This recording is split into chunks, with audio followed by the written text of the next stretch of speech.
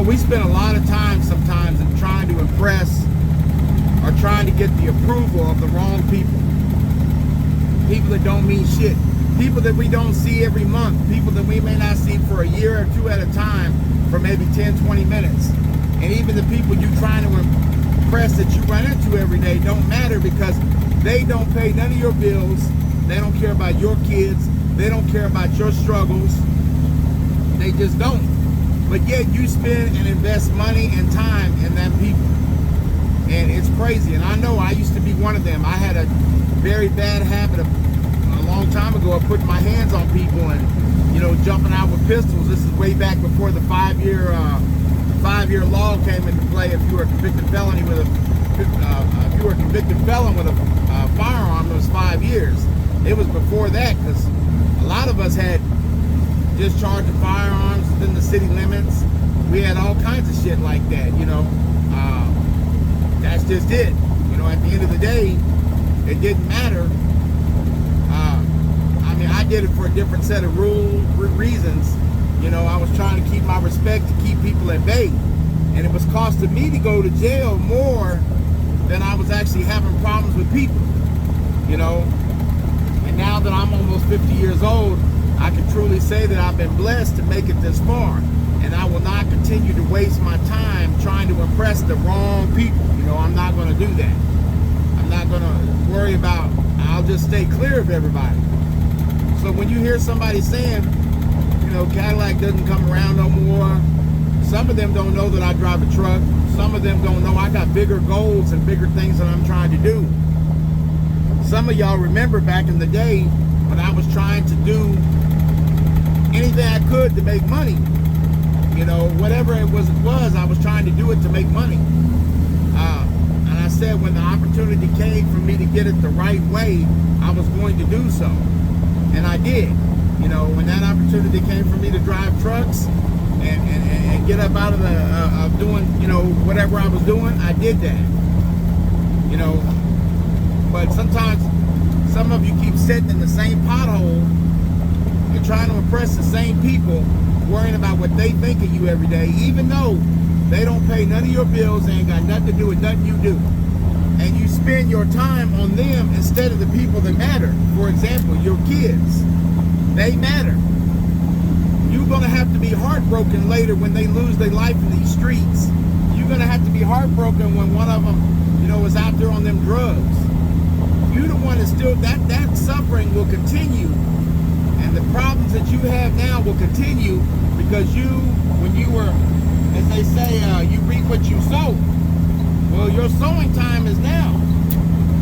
And all the shit that you didn't do, you'll reap later.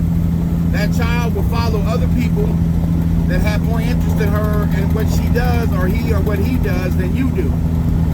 And I know with single females, it's hard. And I'm not necessarily speaking to you, to be honest. I'm speaking to people that have, a mom and dad in the house. You need to invest some time in that, just like you do your car, like I did my car. I was at the car wash every fucking day. And I'm not saying you shouldn't do that too, but I'm saying you got to find and arrange the right time and some time to spend with your kid and make sure that they don't continue on to make the same mistakes that you and me did, because you will continue to suffer behind that if you love them. And so you're not just helping them, you're helping yourself too. So stop wasting time on people that don't fucking matter, that don't give a fuck. They're gonna lie and do whatever they gotta say anyway to be better than you. Anything you do, they're gonna try to top it. And you constantly in the competition with them. Ain't none of y'all see me no more. I'm out here getting my money, and when that opportunity came, I stepped off like I said I would. I don't know how many homeboys I had that sold dope, did whatever they had to do, was pimping, whatever.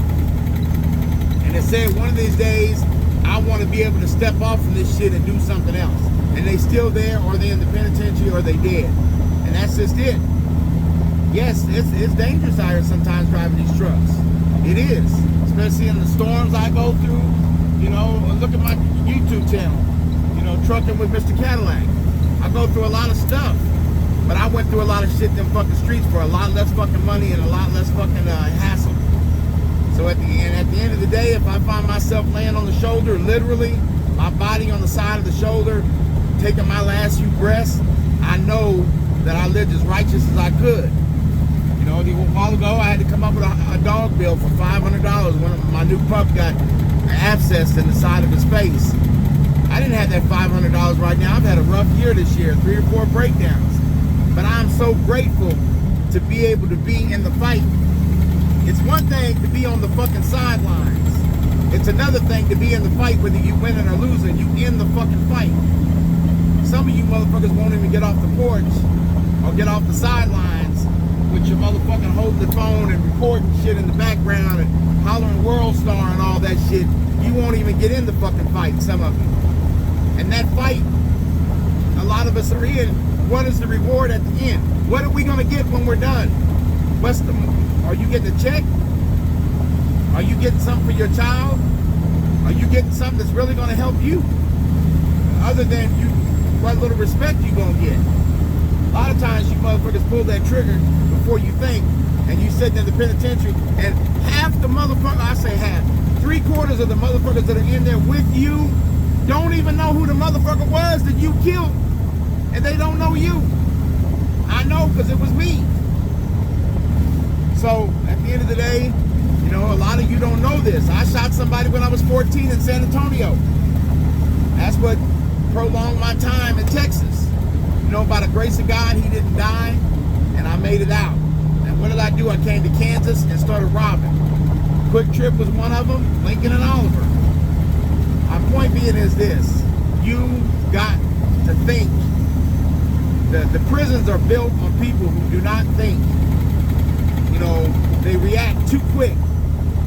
You know, Jay Prince said something. He said, there's 2 things that we get: a chance and a choice. And we spend too much time not focusing on the choices that we make with each chance we get, because we think we're going to get another one. You're not always going to get another chance. And that choice that you made might be the one that cost you the rest of your life. You don't believe me? Turn on the first 48. Because a lot of you motherfuckers are sitting on that motherfucking road right now.